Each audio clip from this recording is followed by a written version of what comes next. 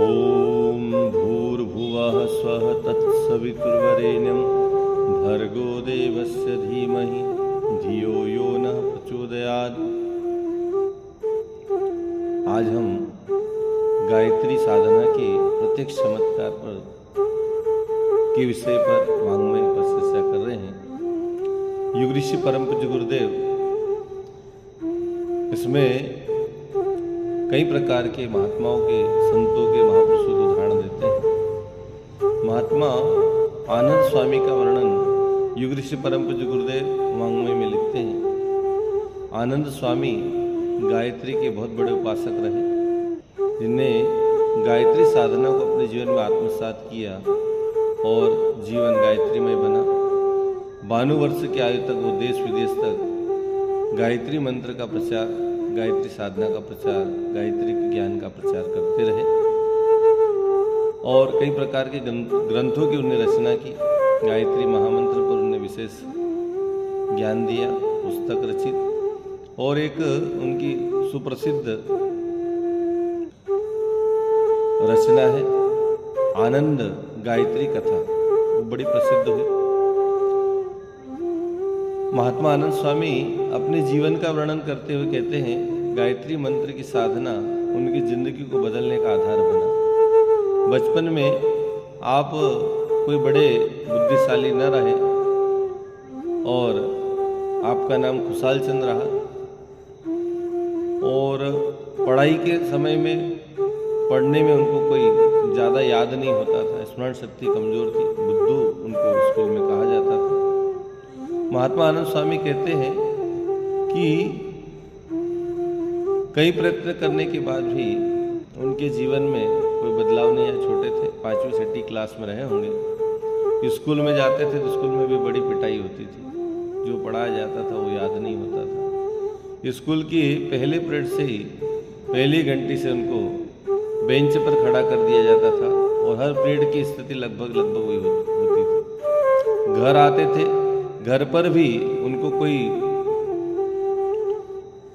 बातें याद नहीं रहने से घर वाले भी उनको प्रताड़ित करते थे, पीटते थे, मारते थे, और इस प्रकार से उनका जीवन क्रम चल रहा था। एक बार स्वामी नित्यानंद आर्य समाज के ही उनके घर आए और उनके बाग में ठहरे थे। उनकी सेवा का उनको मौका मिला, अवसर मिला। पिताजी उनको काम सौंपते थे कि आप रोज महात्मा जी को भोजन करा के आइए। महात्मा आनंद स्वामी जो बचपन में खुशाल चंद थे, बालक के रूप में, उनने रोज का क्रम बना लिया। कई बार ऐसा होता था कि वो मन से बेचैन उदास रहा करते थे। एक बार खेत में भैंसे घर की वो ले गए चराने के हिसाब से, और वो जंगल में गई तो वहाँ पर तालाब में वो चली गई, बाहर नहीं निकल पाई। दूसरे सिरे पर निकली और वहाँ किसी खेत को उन्हें नुकसान पहुँचाया। तो वहाँ के जो मालिक थे उनने खुशाल चंद को बड़ा पीटा।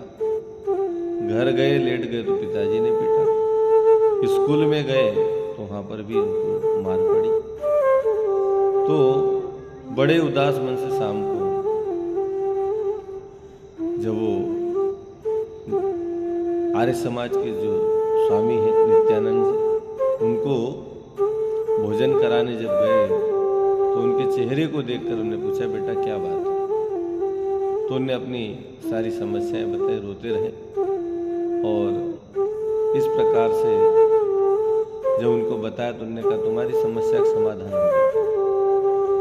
उन्होंने गायत्री मंत्र उनको लिख कर दिया कि आप ब्रह्म मुहूर्त में 2 से 3 बजे के बीच जल्दी उठकर जब घर के सोए रहे तब इस साधना को करना, इस मंत्र को जपना, बोलना। ये मंत्र तुम्हारी बुद्धि को प्रखर कर देगी और तुम्हारी जो समस्या उसका समाधान हो जाएगा। महात्मा आनंद स्वामी ने जो खुशाल चंद बालक के रूप में, उन्हें सुबह उठकर स्नान करके गायत्री मंत्र की साधना की। लेकिन बचपन का समय था, छोटे थे, बार बार नींद आती थी, तो उनकी चोटी बड़ी लंबी थी। चोटी को उनने ऊपर बांध लिया रस्सी से। जब भी झपकी लगती थी तो वो चोटी खींचने से उनकी नींद खुल जाती थी। और इस प्रकार से नियमित गायत्री मंत्र की साधना उनने आरंभ की। और महामंत्र गायत्री मंत्र को जब उनने जपना आरंभ किया, उनकी बुद्धि पैनी और प्रखर होती चली गई। स्कूल में बड़े अच्छे परिणाम आने लगे और इस प्रकार से वो टॉपर होते चले गए। और आगे चलकर वही महात्मा आनंद स्वामी हुए, जिनने ऐसे ग्रंथों की रचना की और आज समाज में उनका बड़ा योगदान रहा और जीवन में सदैव प्रसन्न रहा करते थे। परम पूज्य गुरुदेव से भी उनकी भेंट कई बार हुआ करती थी। तो ऐसे महात्मा आनंद स्वामी के जीवन में गायत्री मंत्र की साधना का बड़ा प्रभाव रहा। उस समय देश गुलाम था, तो कई प्रकार से लेखन के माध्यम से भी स्वतंत्रता सेनानी के रूप में भी उनका कार्य रहा। उनके बालक को एक बार किसी आरोप में, जो आंदोलनों में भागीदारी करते थे, उनको जेल में बंद कर दिया गया और उस पर बड़ा मुकदमा चला। लेकिन सारे लोग जानते थे कि अब मुश्किल है छूटना बालक का, लेकिन महात्मा आनंद स्वामी को विश्वास था कि निश्चित ही उनके बालक को छोड़ दिया जाएगा और प्रसन्न रहा करते थे। और एक दिन ऐसा हुआ भी, उनके बालक को महाभियोग में छोड़ दिया गया, क्योंकि उनको पूर्ण विश्वास माँ गायत्री पर था। गायत्री मंत्र की साधना व्यक्ति को